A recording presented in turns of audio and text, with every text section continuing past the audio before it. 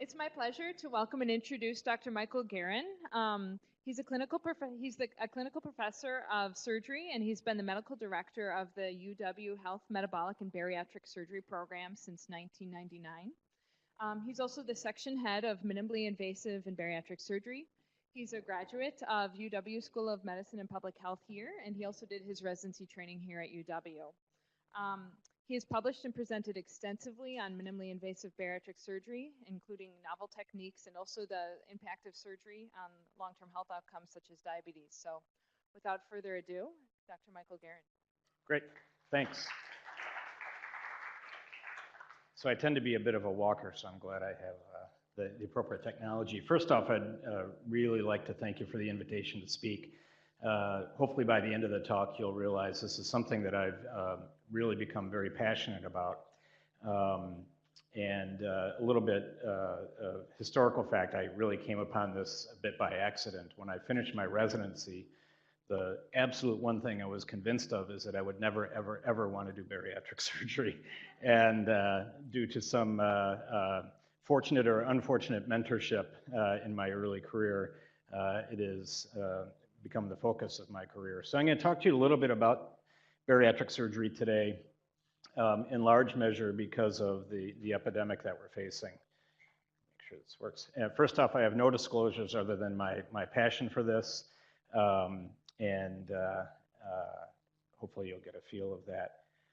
So when I was initially approached about talking to your group about this, it became very clear to me that there's probably no specialty in medicine that is more at the forefront of the obesity epidemic than yours.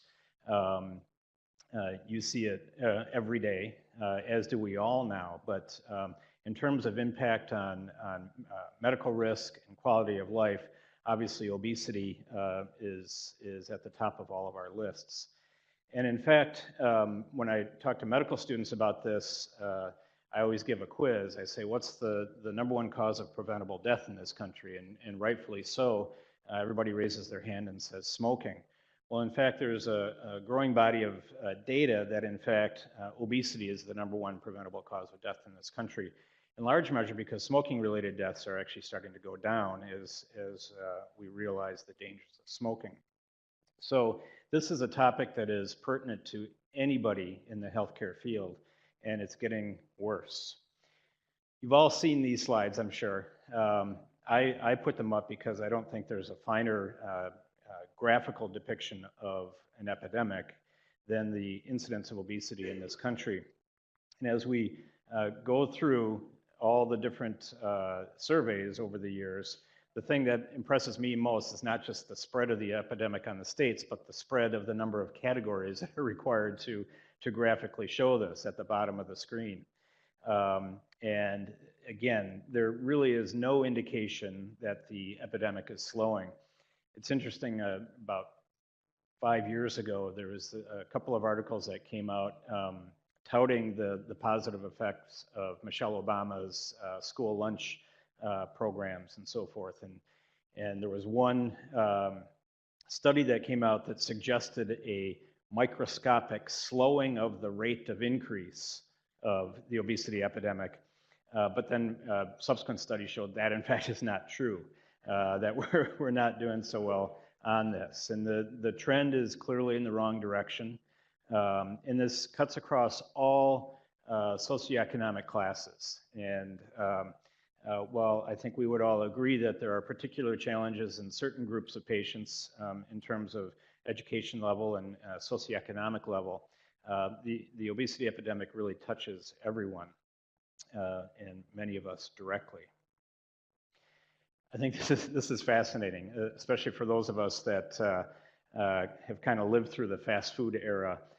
In terms of the behavioral impact on the obesity epidemic, and I'm not going to get into the causation of this and so forth, but again, when I give the talk to the medical students, I pose the question, when did the obesity epidemic really start? And if you look at the population data, it really was in the late 60s that it occurred. And I then asked the students, who of course none of them were born at that point in time, what else happened society-wise that may have contributed to the obesity epidemic? And in fact, it's the corn subsidy. When American farmers were paid to grow corn, we had a lot of excess corn. So what did we also have an excess of? High fructose corn syrup, which then went into everything in terms of our processed foods. So even if you just look 20 years ago to today, the caloric load of what we're taking in as a society is really quite astonishing. And in fact, has anybody here actually had that Red Robin combo meal? It is crazy. I mean, it looks fairly innocent sitting there, but that's 3,500 calories. And, you know, it's just ridiculous. So, like everything in medicine, we tend to classify, and the obesity side of things is no different. It is true, the accepted term for BMI of greater than 60 is super morbid obesity. And this chart, I think, is important, but it also doesn't tell a complete story. So obviously we classify obesity based on BMI. And over on the right-hand column, the somewhat arbitrary descriptive terms of increased risk, very high risk, extremely high. You know, what's the difference between extremely high risk and very high risk? I think we all know that the incidence of many of these obesity-related problems goes up with BMI. The lower part of this graph is shaded from a traditional standpoint in terms of how we as bariatric surgery approach obesity. So given current generally accepted criteria, we would consider bariatric surgery as an intervention with somebody with class 2 obesity or a BMI of greater than 35. Now, there's an increasing body of evidence that particularly in the realm of diabetes treatment, that we should be moving this shaded bar up north to include class 1 obesity. And I think probably within the next 5 years, we will be there. Interestingly, the current NIH criteria for the treatment of obesity is based on a consensus study, or consensus statement, I should say, from 1991. There's been no updating in the NIH criteria since that time. And those of us that have been in practice over that time frame, I think we could easily argue that it's taken us a while to get to the point where we even recognize obesity for the problem that it is. And the scary part, I suspect for you guys, the lucrative part for me as a bariatric surgeon, is that the trend is entirely in the wrong direction, particularly those people with the highest BMI. So the bar, if I can get this to work right, this bar here is BMI of 50 and greater, and that's the group that seems to be growing at the greatest rate. Basic definition: morbid obesity is a complicated, multifactorial, progressive, life-threatening, genetically related, costly disease of excess fat storage with multiple comorbidities that go along with it. In the traditional sense, we talked about anybody with a weight that is more than 100 pounds over their ideal body weight, or those with a body mass index of greater than or equal to 40.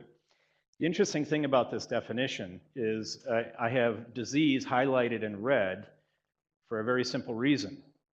Who in the room knows when the American Medical Association finally voted to classify obesity as a disease throughout a year? It was actually 2012. Now, think about that. Our primary healthcare professional organization didn't even consider obesity a disease until 2012. One of many reasons I don't belong to the AMA, but that being said, interestingly, it was 2004 that the IRS determined obesity to be a disease, which meant that you could write off the cost of treatment if it exceeded a certain level of your gross income. Again, fairly atypical for me to consider the IRS to be a progressive, thoughtful group. What does it really mean to patients? What does it really mean to healthcare providers? There are just a whole lot of things that come along in that package with obesity. And this is a fairly well publicized graphic demonstrating the typical comorbidities that go along with obesity. And those of you in the GYN world, obviously there are a lot of things in terms of menstrual abnormalities, PCOS, fertility problems, and the like that you see on a daily basis that you know very well are related to the patient's obesity. And sometimes the patients don't understand that. I'm always amazed at the number of patients that come to see me in the bariatric surgery clinic that have most of these things going on. And if you think about how any one of these conditions can affect your own personal quality of life, and then you add on top of it 3, 4, 5 other diagnoses, it is a huge burden to the individual. It's a huge burden to our healthcare system. Just to point out a couple of things. Obviously, we all know about the association of diabetes and high blood pressure with obesity. Many people don't know that the incidence of most types of cancer is elevated in the obese patient. We're seeing a tremendous number of referrals from our orthopedic surgery colleagues because there's a growing body of data that doing a hip replacement or a knee replacement in somebody with a BMI of greater than 35 has much more adverse outcomes. Interestingly, my transplant colleagues tell me that if it hasn't happened already, it will very shortly, that the number one indication for liver transplantation is non-alcoholic steatohepatitis or fatty liver related to obesity. The reason for that is the previous number one indication, hepatitis C, now has a treatment for it. So the incidence of that as a diagnosis is going down as it relates to liver transplantation. So it is a tremendous problem for our patients. It's a tremendous problem for the burden that we face in terms of treating these patients. But the good news is that we can have a positive impact. And this is kind of the corollary graphic showing what happens to these comorbidities after successful bariatric surgery. And I'm going to get into this a little bit more, obviously. The thing I like to point out on this graphic are the bottom boxes here. And this is data that's been replicated over and over again. In terms of mortality reduction, for instance, this is from a study out of McGill University in Canada, so they have all the data, obviously, given the healthcare system. And they compared two groups of people, what we would call healthy morbidly obese patients, bit of an oxymoron, but those without major diagnoses along with it. 50% of the group went on to bariatric surgery, 50% did not. And again, these are healthy morbidly obese patients. And the 5-year mortality reduction was 89% in the surgical group. So you can imagine what happens as you start adding on these additional comorbidities. And something that always amazes me, I'll do this big operation on somebody, and it's a tough operation to go through. And 6 months later, when I have them in the clinic, I always ask them, what's the best part? Because they all have lost, typically by 6 months, they've lost nearly 100 pounds. And they tend to be in really good moods when they come to see me at 6 months. And I ask them, what is the best part about it? And you may have a patient that preoperatively had an insulin pump for their diabetes, is using CPAP, could barely walk because of knee or back or hip pain. And those things can all be gone, even at 6 months. And the thing that they'll say that the best part about it, can tie their shoes. They can clean themselves after going to the bathroom. They can get onto an airplane without having to ask for an extender. I call those quality of life things. And those are the things that really ultimately convinced me that this is something I want to do with my career, because the stories are really amazing. These people are desperate.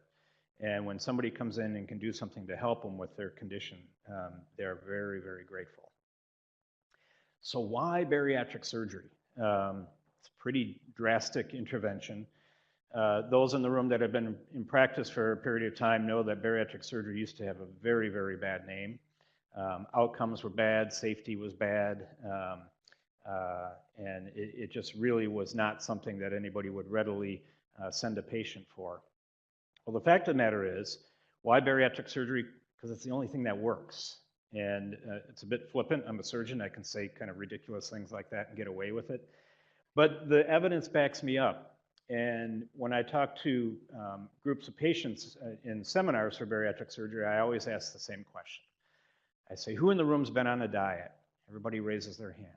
Who in the room has lost weight on a diet? Everybody raises their hand. Who in the room gained the weight back? Everybody raises their hand. Who ended up at a higher weight than they started the diet at? Everybody raises their hand. And so anecdotally, I think we know that the Jareds of the world, you know, Subway Jared, poor guy, is he out of jail yet? Not sure about that. You know, lost 100 pounds eating Subway sandwiches. In fact, if you've seen his mugshot, obviously he struggled with some weight regain again. So the typical non-surgical modalities that we think of for weight loss, so diet, exercise, medications, behavioral therapy, in the long run, at this point in time, just do not work. Who's watched The Biggest Loser? Yeah, it's pretty popular. These people lost a tremendous amount of weight. Interestingly, the New Yorker magazine did a fascinating follow-up with this group of people, and it has led to some scientific investigation at what happened to these people that underwent this intensive calorie restriction, intensive exercise diet that lost a whole bunch of weight. Well, the fact of the matter is, if you follow up on the ones that have gone through that program, the vast, vast majority have gained their weight back. And it's interesting because we started to look at why. So why is it that diets fail? And we've known for some time that the hormonal changes that go on with dieting really work against us. So you go on a diet, how do you feel? You feel hungry all the time. Hunger is a real powerful emotion, if you want to call it that, or sensation that is really difficult to fight over the long term. But in fact, what happens to these people that are on these intensive diets and intensive weight loss regimens is that there is this metabolic adaptation that occurs that is persistent. So they actually reset their basal metabolic rate at a level that is counterproductive for maintaining weight loss.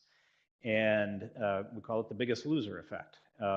It is something that clearly will shape our research in terms of non-surgical means of weight management in the future. We're not there yet, but this is something that I think is really groundbreaking, and hopefully I would like nothing better as a bariatric surgeon than to eliminate the need for bariatric surgery in the future. Maybe another 10 years or so I can retire, but that would be a really good thing. So this metabolic adaptation decreases energy expenditure and therefore impedes the rate of weight loss during an intervention. These biggest loser participants with the greatest weight loss at the end of competition also experience the greatest slowing of their metabolic rate at that time. And again, this adaptation increases over time, making it even more difficult to maintain that weight loss. And you know, the hormonal and biochemical reasons behind this are increasingly being elucidated. But what we know from long-term research is that these people that undergo these fairly intensive non-surgical weight loss attempts, basically your own body works against you, and it's based on the hormonal adaptations that occur. And the interesting thing about bariatric surgery is that it tends to give the opposite effect of the hormonal adaptation that you see with dieting. This became really evident through observation through the 1990s, what I would call the early modern era of bariatric surgery, when some very astute surgeons noted that not only were their patients losing weight, but those patients with diabetes were showing resolution of their diabetes, and oftentimes really quickly, meaning by the time they leave the hospital after their surgery. And we now see that dramatically in our diabetic population. About 1/3 of our patients with diabetes walk out of the hospital after a gastric bypass not having diabetes, meaning off all their diabetes medications. There's some pretty dramatic examples of that. A woman that I operated on 14 years ago now, 32 years old, I saw her, she was well over 400 pounds, and she was on an insulin pump getting 400 units of insulin a day. We did her laparoscopic gastric bypass across the street at Meriter. The next day, she used 3 units of insulin total, and then after that, nothing. And she remains to this day completely off of her insulin. And it was really interesting in those early days I experienced it, I think others did as well, the immediate response to diabetes. And we would get endocrinologists saying, no, it has nothing to do with the surgery. We would have pharmacists saying, no, it has nothing to do with the surgery. And they would say it's because you're not letting them eat after surgery. Well, then I had to remind them that occasionally I'll operate on an obese person that needs their colon removed. They're not eating after surgery as well. And what happens to their blood sugars postoperatively? They all go up. That's why we now have inpatient diabetes teams. That's why now at University Hospital, it is mandated that if you operate on a diabetic patient, that there is a diabetes team consult postoperatively, with one exception. The bariatric surgery patients are exempted from that because of this fact that the resolution can occur so quickly. And obviously, the benefits that go along with rapid reduction or elimination of diabetes are protean. Despite many, many observational studies, the knock against bariatric surgery until 2012 was that there was no level 1 evidence. There were no prospective randomized trials comparing bariatric surgery with medical management in terms of things like diabetes. Well, in the same issue of New England Journal in April of 2012, it was the game changer for those of us that do bariatric surgery. It's the first prospective randomized trial comparing intensive medical therapy of diabetes with bariatric surgery. And this intensive medical therapy was so intense that less than 1% of the diabetic population typically get this intense therapy. In terms of diabetes, dietary management, exercise, and so forth, tight control of blood sugars.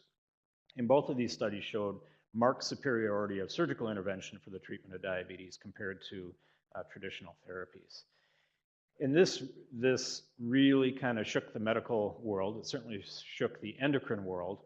And now we have consensus statements from all the major professional organizations that are involved in the care of diabetic patients, recommending consideration of bariatric surgery for any diabetic with a BMI of greater than 35. And now some of the societies, including the Endocrine Society, recommending consideration of bariatric surgery at a BMI of 32 and greater for diabetics. Obviously, that recommendation is yet to be kind of latched onto by insurers, but I do believe that that's the next step. And it's been interesting to see the endocrinologists' response to this. They now routinely ask me to come speak to their new incoming group of fellows about bariatric surgery because it is really changing their approach to this disease. So much so, and I always show this to them, I do still get groans from them, but they, I think they've now come across to realize that they can't touch what I do for these folks. And I will emphasize again, we're talking about type 2 diabetes. Although there are some reports of positive responses of type 1 diabetes to bariatric surgery, that's certainly not at the level that we're talking about with type 2. So those first 2 New England Journal articles really started to open the floodgates, so to speak, in terms of improved evidence. And from my standpoint as a clinical guy, and what I call an advocacy guy, because most of my career has now been spent advocating for improved access to bariatric surgery, the data issue, it was interesting to see how insurers utilize the presence or absence of good level 1 evidence to make coverage decisions, or more appropriately, exclusion decisions. But now there is a mountain of level 1 evidence kind of backing bariatric surgery as a highly effective, safe therapy. And this is just one example of a very large meta-analysis looking at several thousand patients across the country over an extended period of time looking at bariatric surgery. And this is, you'll all appreciate this, even when the data started coming out, the comparisons or the data that many insurers were using were kind of data from the old era of surgery, meaning all open bariatric surgery, including some procedures like the vertical banded gastroplasty, which we now consider obsolete and no longer do. So with the era of minimally invasive approaches to bariatric surgery, the numbers have only improved and quite dramatically. So the disease remission category, and I always remind the medical students and my medical colleagues that remission, we're not allowed to use the term cure, but remission, generally that's not something that our internal medicine colleagues talk about. They talk about chronic disease management. They talk about treating hyperglycemia, not really treating diabetes. And the results that we get with bariatric surgery are really quite remarkable. We now, out at the American Center, have opened a new Wisconsin sleep clinic. Obviously, obstructive sleep apnea is an increasingly problematic condition in our country. And for many years, we've been the #1 referral base for Wisconsin Sleep. And likewise, they are responding how dramatic their practice has changed over the past decade in terms of getting people off of CPAP therapy. So who comes to see us, and why is this important for you? Our program, like almost every program that publishes in the world, is about 80% female. I am absolutely convinced that men and women look at their weightedness differently. Men tend not to look at it as contributing to their overall health. Increasingly, men, I think, are understanding that it can impact their quality of life. But this 80-20 split exists over almost every study you look at.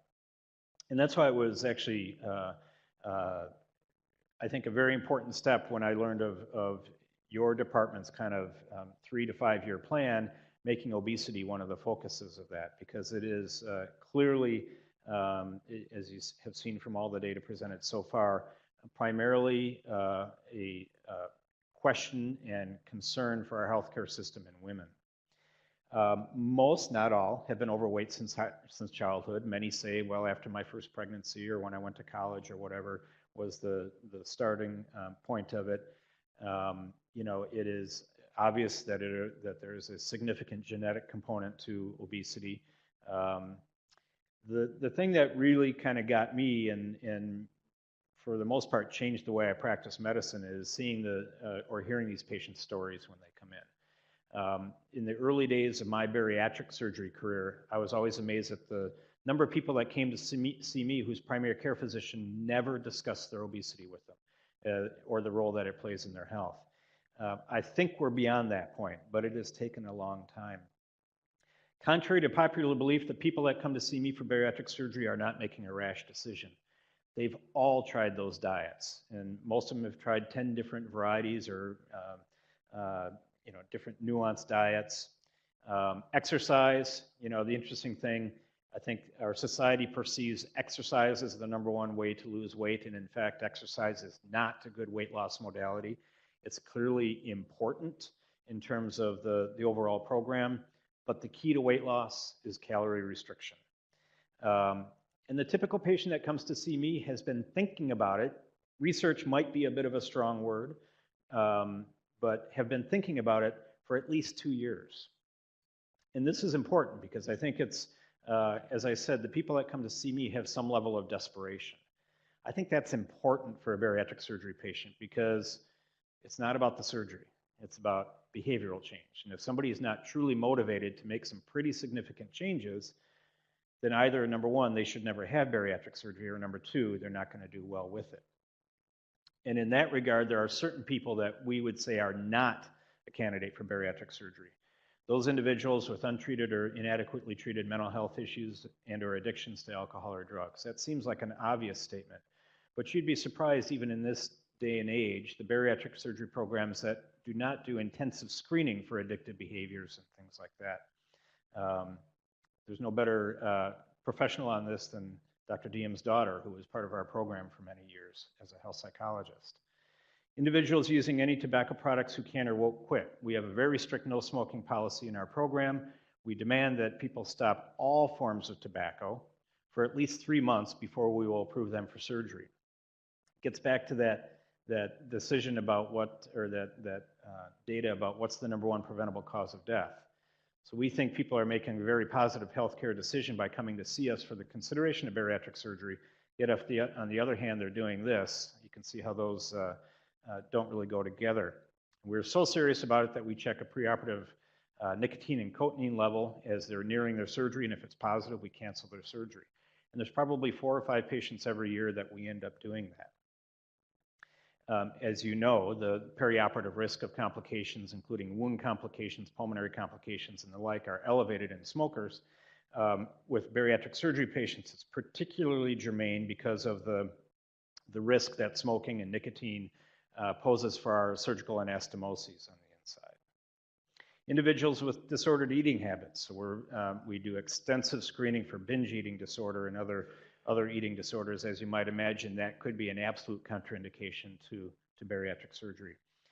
And then this kind of nebulous statement, people that our team are surgeons, health psychologists, dietitians, nurses, APPs believe will be unable to cope with the dramatic changes in lifestyle. So, for instance, a patient comes to see us. If they're within our system, it's great. One of the first things we do is we go to the chart review and counters. And if we see patient cancellation, patient cancellation, patient cancellation over and over again, that's a huge red flag for us that they may not be compliant with the long-term follow-up that's needed. So in the end, we really truly consider an elective surgical procedure. We are faced with some pretty tough decisions sometimes, kind of counterbalancing what I would call medical need versus, how good of a candidate are they? I'll give an example. In this last year, I was sent a patient. I've developed this kind of crazy niche of doing bariatric surgery on patients with LVADs in place as a bridge to heart transplantation. First time I was asked to do that, I thought, are you crazy? But in fact, I've now done about a dozen with some really dramatic positive outcomes.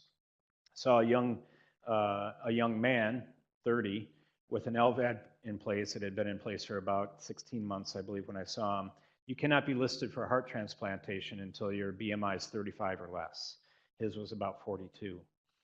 We brought him into the program, and we tried to expedite their evaluation a little bit, knowing the intense medical need. But it became very apparent very early on that this guy was non-compliant. He wasn't taking half his medications for his heart failure.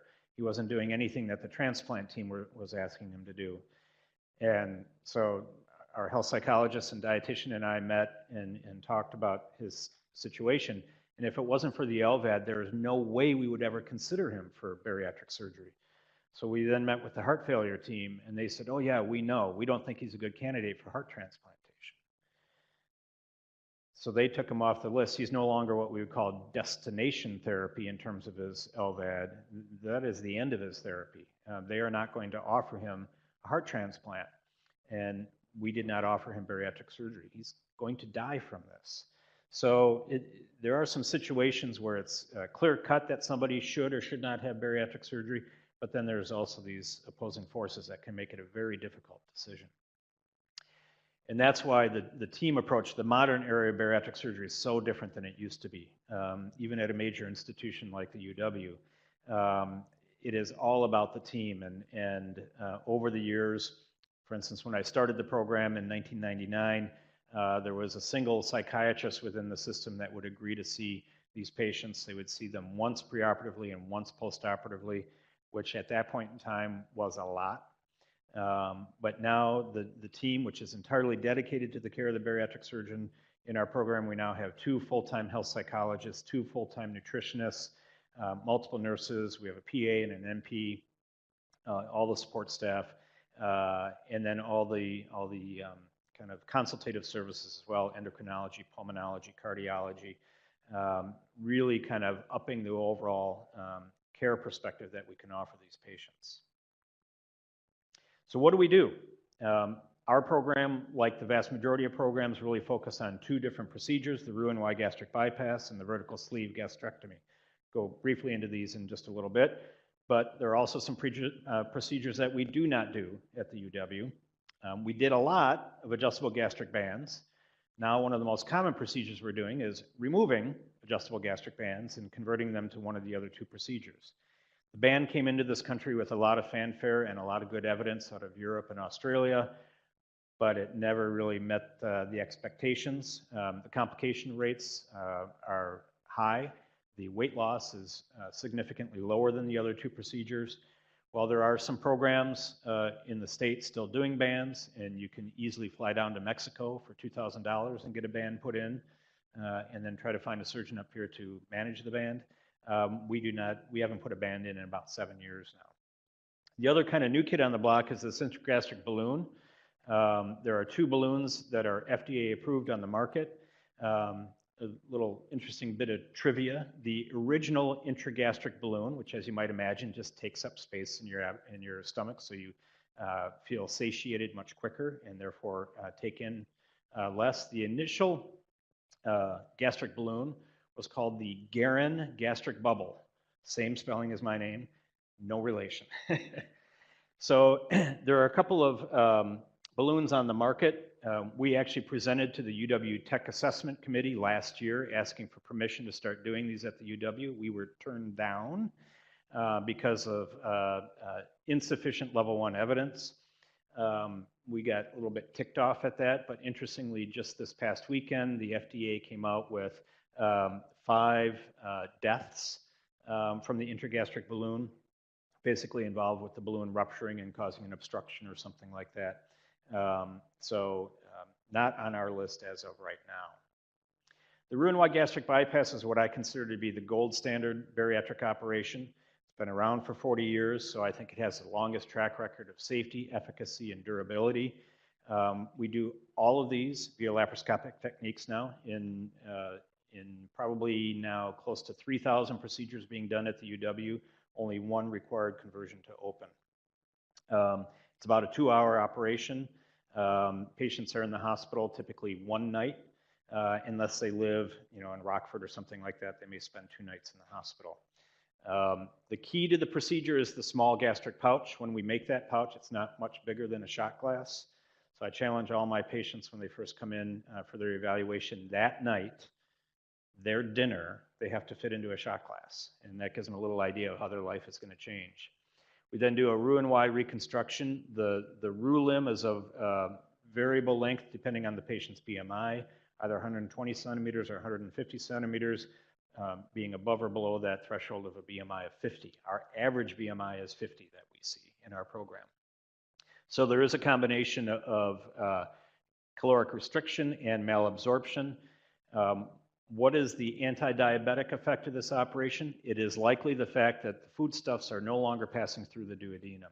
So for instance, there is now an endoscopically placed sleeve. So it's a long plastic flexible tube that is seated in the esophagus that goes all the way through to the ligament of Treitz, mostly experimental, but people's diabetes resolves if you put that in. So the magic sauce appears to be in the duodenum when it comes to the anti-diabetic effect. The vertical sleeve gastrectomy is the quote-unquote new kid on the block. It has interestingly become the most popular procedure in terms of patient choice worldwide by about 1% to 2%. Basically, we take this, we take the stomach from the size of a football down to the size of a banana. I used to say a brat, but brats aren't on the approved dietary list after bariatric surgery, so now I say banana. There is no malabsorptive component to it. We do nothing, as I say, to the plumbing downstream. So patients really think of this as being a simpler operation, easier to recover from, easier to manage the diet. The take-home message is they're pretty much identical in terms of the surgical experience. So there are certain situations that we will steer people in one direction or the other. Let's say I see a brittle diabetic. I'm gonna kind of nudge that person towards the gastric bypass.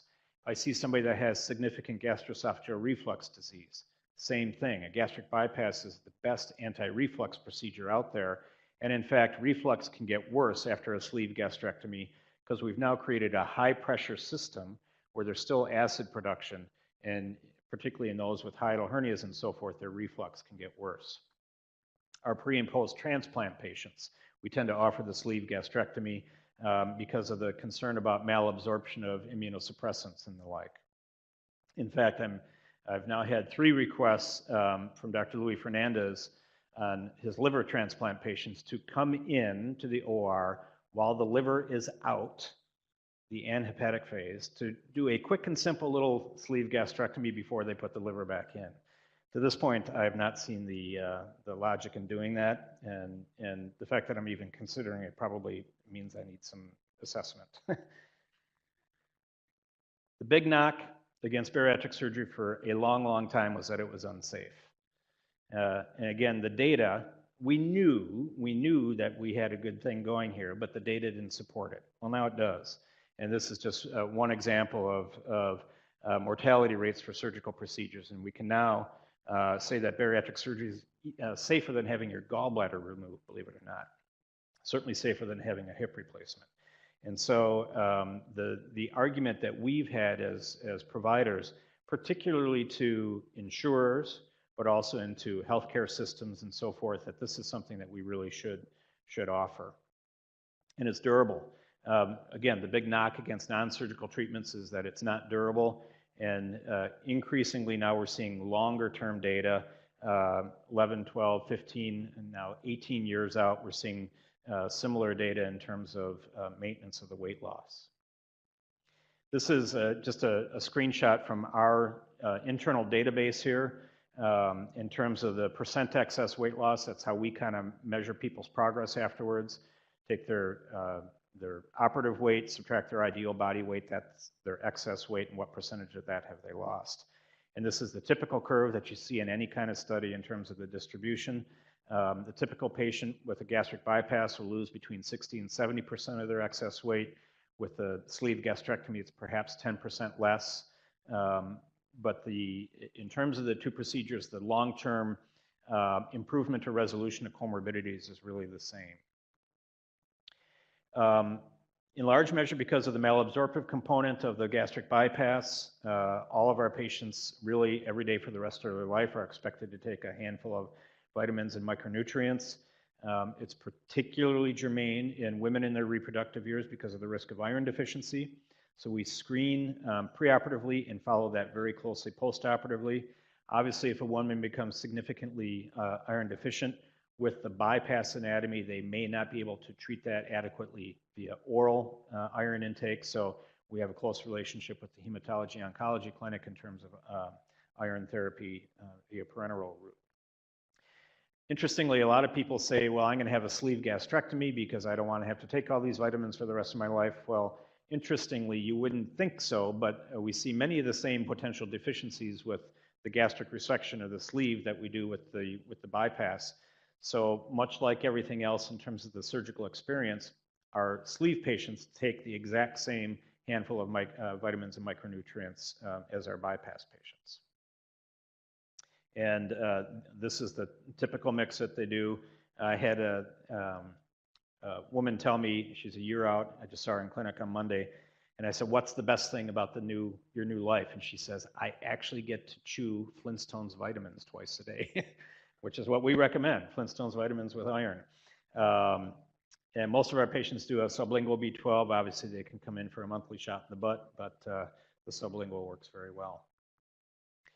So believe it or not, I'm not just talking about this because of the group I'm talking to. This is something that we stress over and over again, both in our seminars and through the preoperative process to our female patients. And it has to do with this issue of pregnancy after surgery.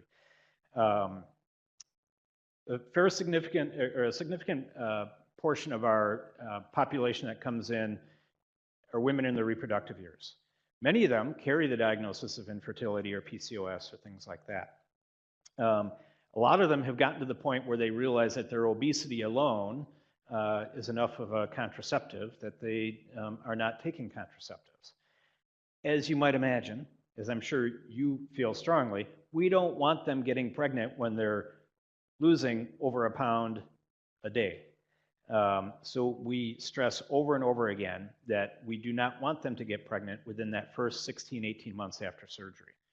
Now, as you probably know, there's ample data showing that pregnancy after bariatric surgery is safer than pregnancy in somebody with a BMI of 50. But clearly, we want them to wait until after they've reached their weight loss plateau before getting pregnant. So we talk to them about using 2 forms of contraception at the minimum. And now we've had several instances over the past 17 years of women getting pregnant as early as 4 to 5 months after gastric bypass. To my knowledge, they've all actually had very successful outcomes. But this is something that we stress over and over again to our patients. So how do people get to where they are having surgery? Well, we have a lot of information. We've got a website. They can make appointments via the website. We do periodic community seminars. We are now rolling out some webinars that we're going to be doing to get people the information.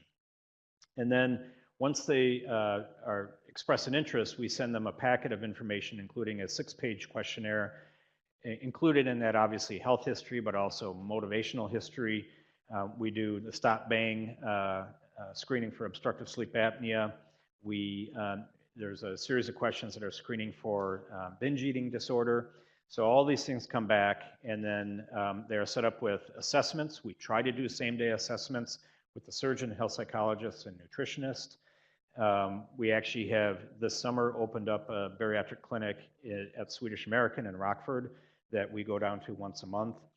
The assessment process is very intensive, and kind of concomitant with that are other tests that we do. We do a lot of sleep studies, as I mentioned.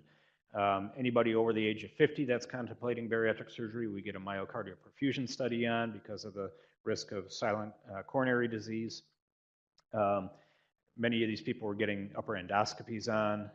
So there is a really extensive preoperative process. All of our patients go through a series of 3 classes, and then we have what we call our final pre-op preparation. Think of it as kind of boot camp for bariatric surgery. This is done over several weeks' time. Patients get homework. We ask everybody to lose at least 10 pounds as they're going through the process. There may be those based on anatomy that we ask to lose more. So it is a fairly prolonged process. They may have additional visits with our health psychologists, with our nutritionists if they pose some kind of challenging behavioral issues. Some patients we will send out for formal counseling for 6 months to a year and then bring them back to reassess them. Lots of lab work, and then finally surgery. And the take-home message that we give our patients that from first evaluation to surgery at a minimum is 4 to 5 months.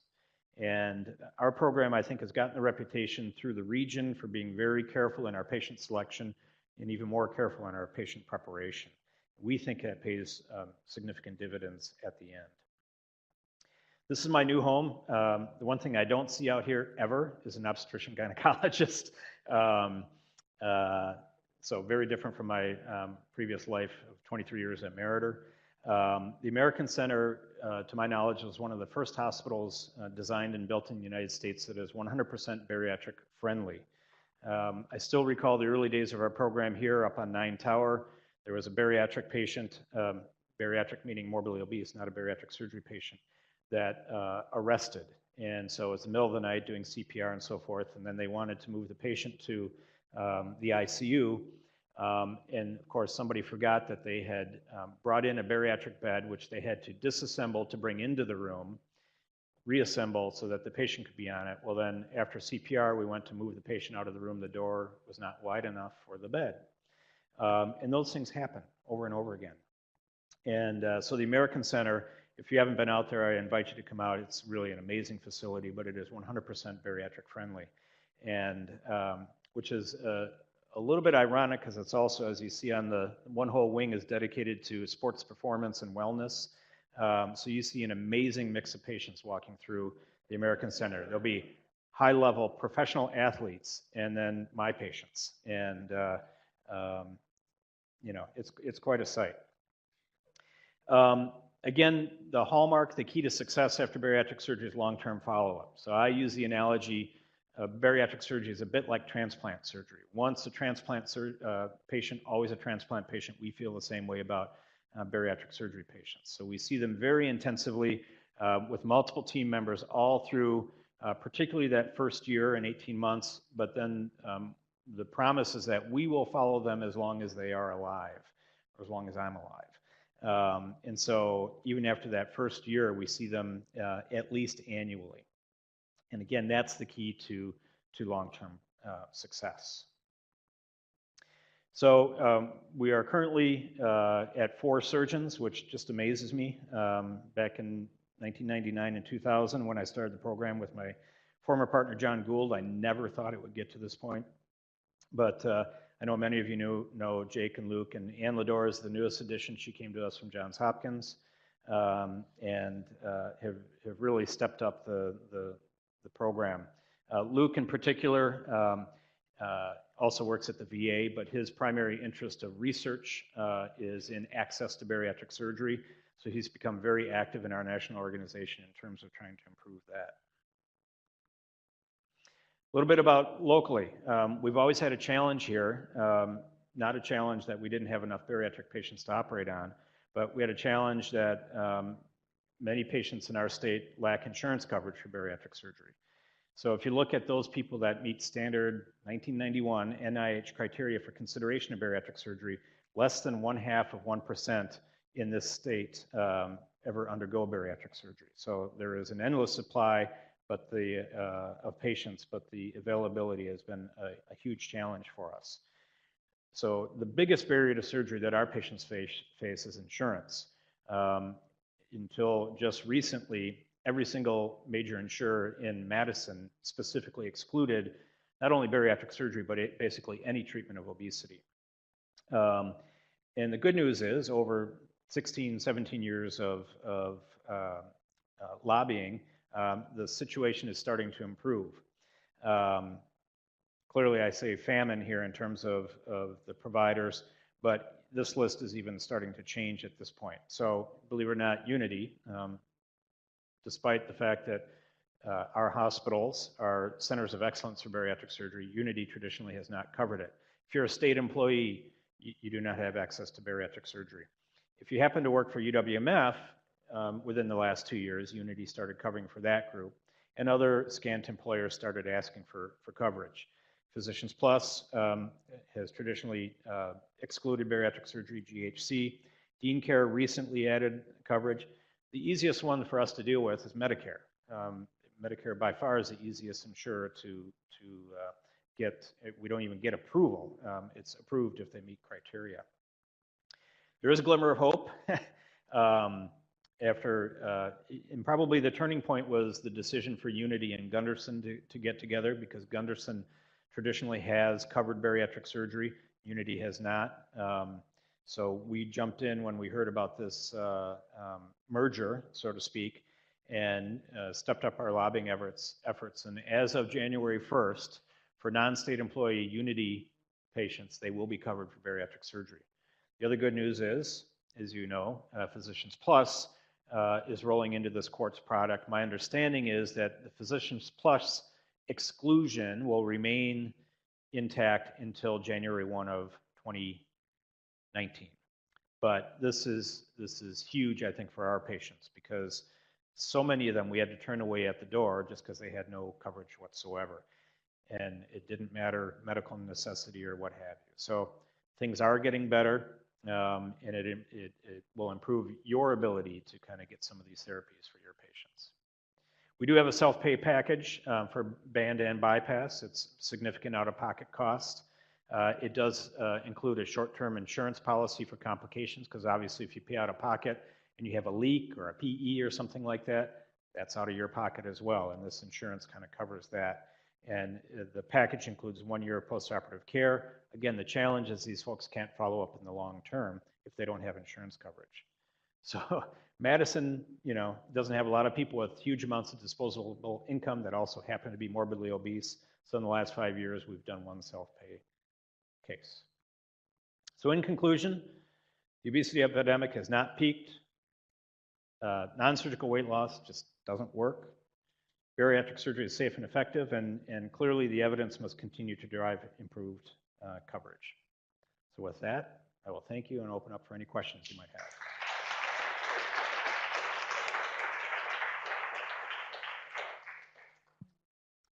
Okay, thank you so much for the great evidence that we hopefully will use when we see our patients, and at least for me, it would change the way I think about bariatric surgery and other options. So we're going to open it up for questions. Jay.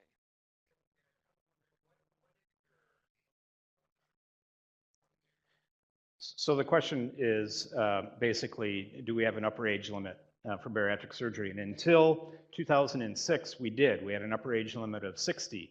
And then my academic former partner, John Gould, decided to look at that in a scholarly fashion. So we actually started to broaden the indications in terms of age to see if it was safe.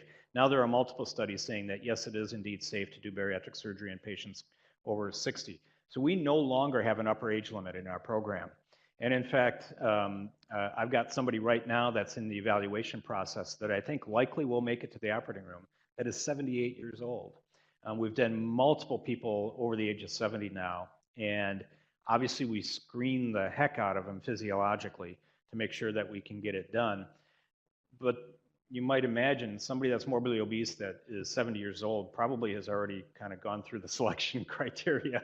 If they've survived to that age with that BMI, there's something about them that probably suggests it's a reasonable thing to do. So we actually now do not have an upper age limit. Sorry, this is being recorded, so I pass the microphone.